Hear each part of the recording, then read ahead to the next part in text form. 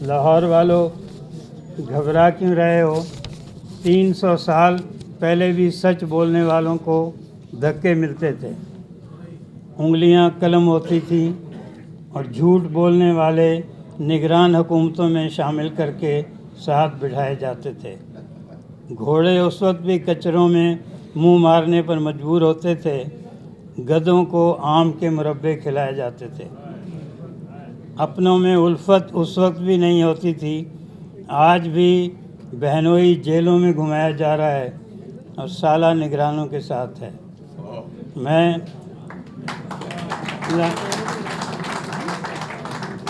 تخت لاہور کو ایک بار پھر دیکھنے کا موقع عنایت ہی کیا۔ ایک لالچ یہ بھی تھا کہ سندھ میں بیٹھے لکھ تو رہے ہیں کہ پنجاب بیدار ہو گیا ہے، اب جا کر اپنی آنکھوں سے دیکھ لیں۔ جس غالب نے کہا تھا ہر چند اس میں ہاتھ ہمارے قلم ہوئے، اس نے یہ بھی کہا تھا ہیں خواب میں ہنوز جو جاگے ہیں خواب میں۔ کتاب تو مجھے آج ابھی ملی ہے، لیکن گوگل پر میں علی احمد ڈھیلوں کے ساتھ کچھ راتوں سے ہوں۔ گوگل، انٹرنیٹ سب کافروں کی ایجادیں ہیں، فائدہ ہم کلمہ گو سے اٹھاتے ہیں۔ اپنے بلاگوں میں، اپنی تحریروں میں علی احمد ڈھیلوں ہتھ چھٹ لگتے ہیں۔ جابر سلطان کے سامنے کلمہ حق کہنے کے افضل جہاد کے کافی شوقین محسوس ہوتے ہیں، مگر یہ نہیں معلوم ہو سکا کہ 9 مئی کے بارے میں ان کے ملفوظات کیا ہیں۔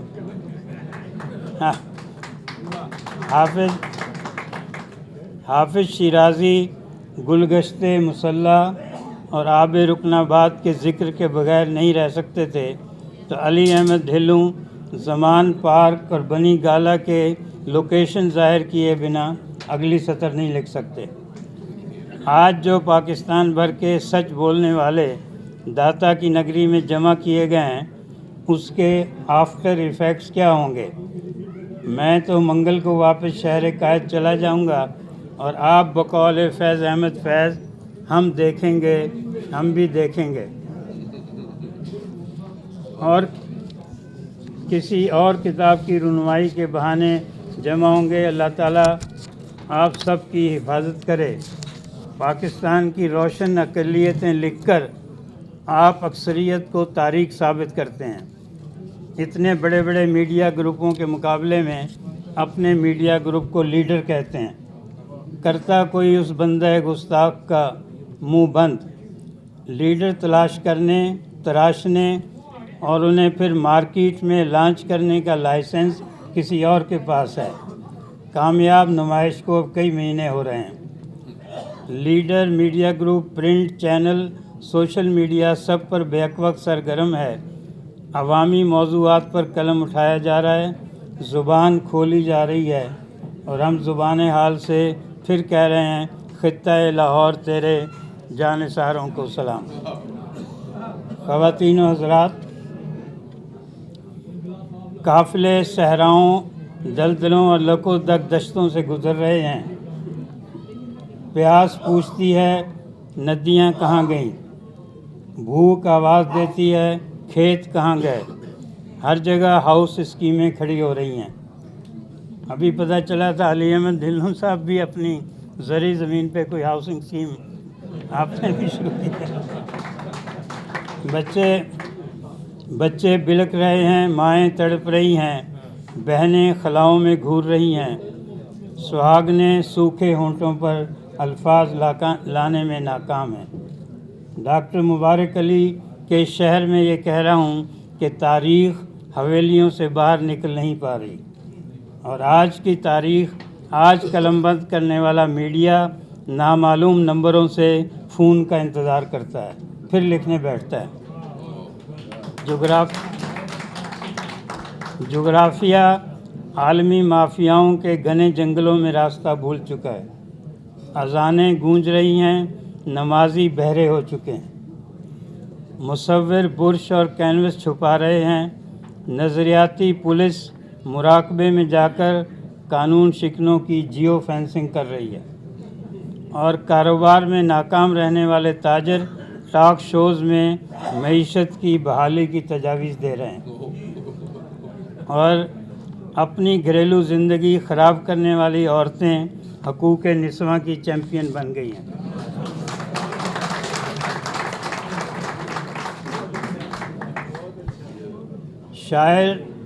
شاعر سلطان وقت کے ابا جی کے قصیدے لکھ رہے ہیں، مگر سیکیورٹی گارڈز سلطان وقت کا دربار لگنے نہیں دے رہے۔ چنگاریاں سلگنے میں مزہ لے رہی ہیں، شعلے IMF سے قرض لینے پڑتے ہیں۔ جوانیاں عشق کرنے کے بجائے ویزے کی قطاروں میں زندگی گزار رہی ہیں۔ اگر بڑھاپے عشق کر رہے ہیں۔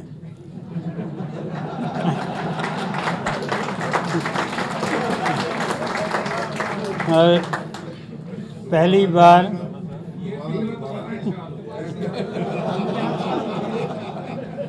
جوانیاں عشق کرنے کے بجائے ویزے کی قطاروں میں زندگی گزار رہی ہیں، بڑھاپے عشق کر رہے ہیں۔ پہلی بار پنجاب بیدار ہو رہا ہے، بلوچستان KPK سندھ کو رشک آ رہا ہے، انہیں اپنے اپنے لاپتہ نوجوان یاد آ رہے ہیں۔ پاکستان پیپلز پارٹی کی فلک بوس قیادت زمیں بوس ہو چکی ہے۔ وہ پیپلز پارٹی جن وڈیروں کے خلاف سندھ کے ریگزاروں میں اتری تھی، اب وہ سب PPP کا قیمتی اثاثہ بن چکے ہیں۔ پہلے سندھ کی ایک بیٹی کی آواز سن کر محمد بن قاسم ملک عرب سے ملک سندھ آ گئے تھے، اب سندھ کی اس بیٹی کی آواز کوئی نہیں سنتا۔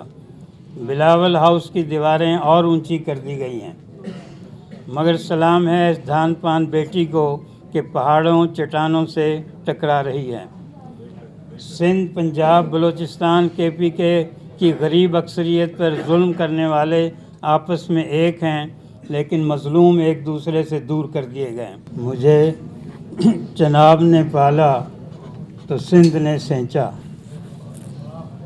مجھے چناب نے پالا تو سندھ نے سینچا، میرے مزاج سے دریا دلی کبھی نہ گئی۔ الٹے اور زمانے تاں میں بھید سجن دے پائے، کاں لگڑا نو مارن لگے چڑیاں چرے ٹھائے، گھوڑے چگن اروڑیاں تے گدوں خرید پوائے، اپنیاں وچ الفت ناہی کیا چاچے کیا تائے، پیو پتراں اتفاق نہ کائی تیاں نال نہ مائے، سچیاں نو پے ملدے تھکے جھوٹے کول بہائے، اگلے ہو کنگالے بیٹھے پچھلیاں فرش وچھائے، بوریاں والے راجے کیتے راجیاں بھیک منگائے، بولیا حکم حضوروں آیا تس نو کون ہٹائے، الٹے اور زمانے آئے تاں میں بھید سجن دے پائے۔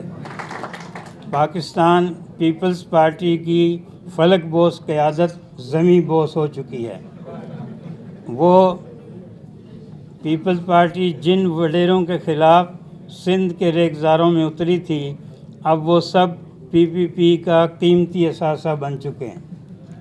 پہلے سندھ کی ایک بیٹی کی آواز سن کر محمد بن قاسم ملک عرب سے ملک سندھ آ گئے تھے، اب سندھ کی اس بیٹی کی آواز کوئی نہیں سنتا۔ بلاول ہاؤس کی دیواریں اور اونچی کر دی گئی ہیں، مگر سلام ہے اس دھان پان بیٹی کو کہ پہاڑوں چٹانوں سے ٹکرا رہی ہے۔